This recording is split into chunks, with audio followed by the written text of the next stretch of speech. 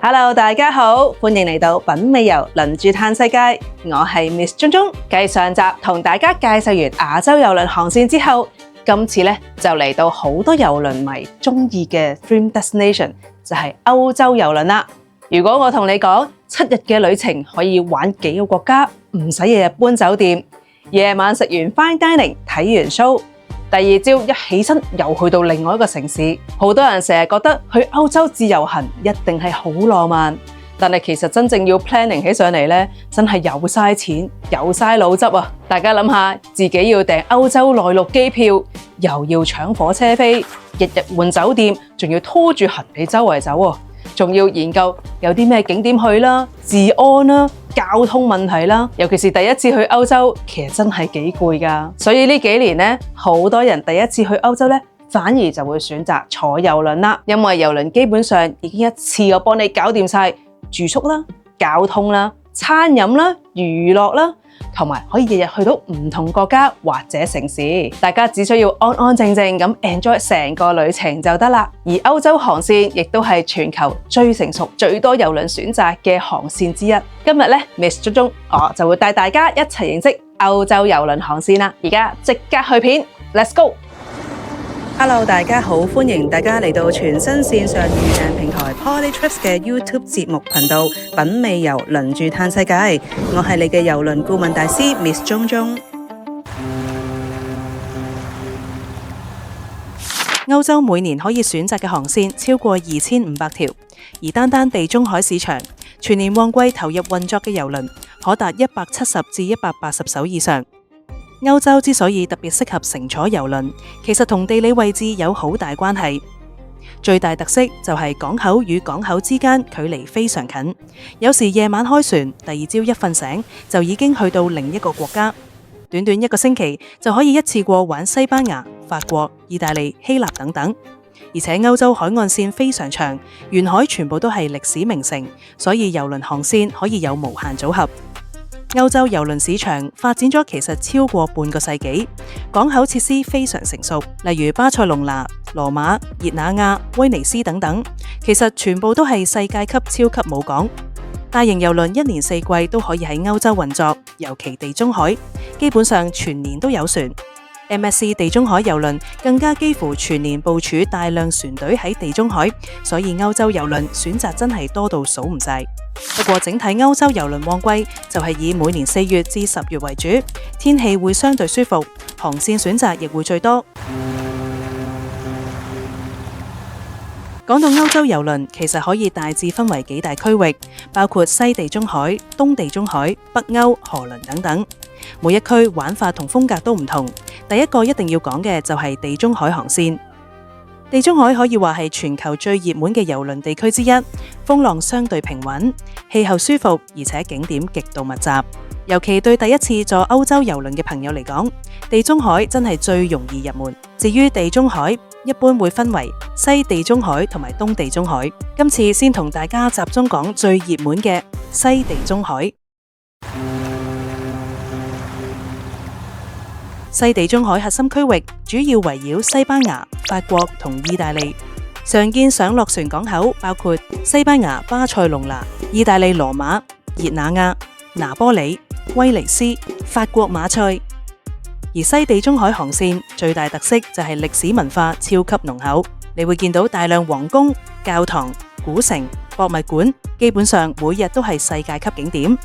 相比亞洲線，地中海郵輪通常 sea day 比較少，因為港口距離近，所以幾乎日日都可以靠岸，成個旅程節奏會非常豐富。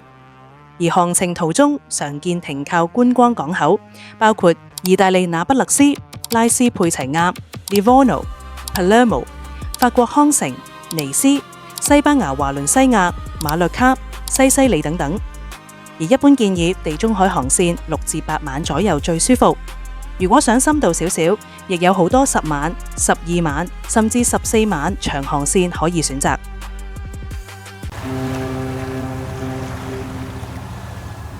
歐洲郵輪其實同酒店一樣，都有分唔同定位，而選擇唔同郵輪品牌都會令旅程有唔同嘅體驗。如果你中意大型設施、熱鬧氣氛、滑水道、show 同娛樂嘅話，通常會選擇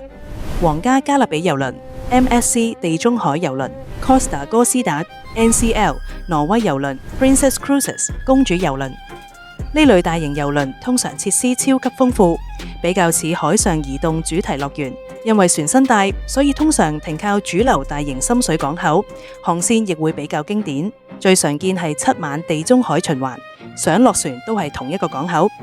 如果想食好啲、舒服啲、節奏精緻啲嘅話，可以考慮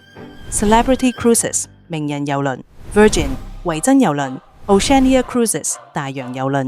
呢類中高端品牌通常餐飲質素會更高，而且會兼顧熱門港口同深度景點。除咗傳統7晚航線，亦有好擅長安排10至14晚嘅深度遊。如果你追求真正奢華體驗，可以考慮 Silver Sea 銀海郵輪、Regent Seven Seas 麗晶7海郵輪、Crystal 水晶郵輪、Explorer Journeys 二泊奢華郵輪，就屬於歐洲頂級郵輪，好多都係全套房設計，乘客人數少，但服務比例極高。而且因為船比較細，可以直接進入大型郵輪入唔到嘅水深較淺嘅港口，例如摩洛哥、Monte Carlo。而奢華郵輪另一個特色就係好多都係點對點航線，唔一定會返原本港口，非常適合時間充裕、預算較高嘅旅客。除咗傳統7晚以上航線，歐洲仲有一種非常特別嘅玩法，就係 Mini Cruise， 亦有人會叫佢做 Uber Cruise。通常只有1至3晚，對好多歐洲人嚟講，呢類郵輪甚至已經唔止係旅行，而係一種交通工具，可以由一個城市直接去另一個城市，唔使搭飛機，唔使坐火車，夜晚上船瞓一覺，第二朝就到。而且船上仲包住宿，有自助餐，有 show 睇，其實幾舒服。好多時呢類短航線本身都係大型7晚郵輪其中一段 itinerary。所以途中會每日都有唔同乘客上上落落，好似海上版跨國長途巴士咁。最常提供呢類短航線嘅通常係 MSC 同 Costa， 因為只有船隊夠大，冇講客流量夠高，先有能力做呢種短線。不過對香港人嚟講，始終飛咁遠去歐洲，通常都會想玩耐少少，所以大家大多數都係玩7晚或以上就最好。講到呢度，要提提大家，歐洲郵輪係要飛去當地上船，而唔係喺香港啟德或者海運碼頭直接一路坐去歐洲㗎。我自己覺得歐洲郵輪最吸引其實係舒服，尤其帶長輩、小朋友真係差好遠。因為自由行最辛苦嘅係日日搬酒店、拖行李、趕火車、餐廳，郵輪全部幫你解決晒。你第一日安頓好行李之後，基本上成個旅程都唔使再搬，攰可以隨時返房休息，小朋友又可以去 Kids Club， 大人可以去 SPA、酒吧睇 show， 成個旅程節奏會舒服好多，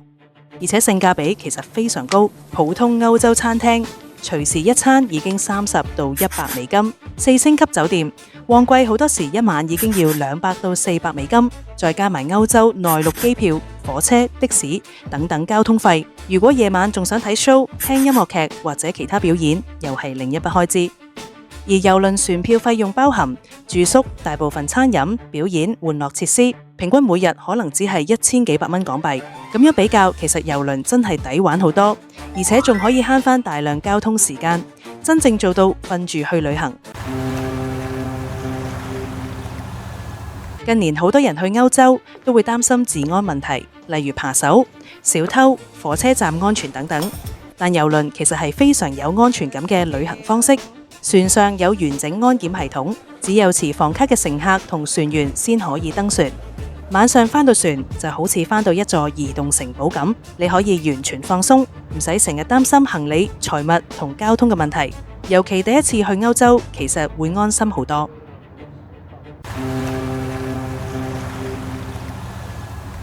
好啦，總括嚟講，歐洲郵輪最大嘅魅力呢，並唔係淨係得景點㗎，而係佢本身好複雜嘅歐洲旅行變得一件非常之輕鬆、舒服，甚至有少少奢華嘅事。無論你係第一次去歐洲，定係已經去過好多次，其實都好值得試一次歐洲嘅郵輪。好啦，如果你都鍾意呢一類型嘅郵輪航線介紹，大家記得訂閱品味遊輪住嘆世界。睇完之後，想研究下究竟有啲乜嘢歐洲航線啱自己，即刻上 Polytrips 網站，揀返目的地歐洲、地中海航線，再選擇航行嘅日期同航行嘅天數，咁就可以一次過睇到晒好多唔同郵輪嘅選擇㗎喇。好啦，嚟到呢度，大家記得 subscribe、like 同 share 我個 channel 啦。我哋下集見，拜拜。睇完片係咪都好想即刻親身玩一轉呢？想去嘅就梗係上 Polytrips 官網預訂啦！我哋嘅平台直連多間郵輪官方系統，實時價錢，而且所有費用都係由郵輪公司直接收取，預訂即時確認，簡單又安全。另外，如果大家有咩關於郵輪想知想問，都可以喺下邊留言俾我㗎。大家記得 like 同 subscribe 支持我哋，下一集再同大家海上見啦！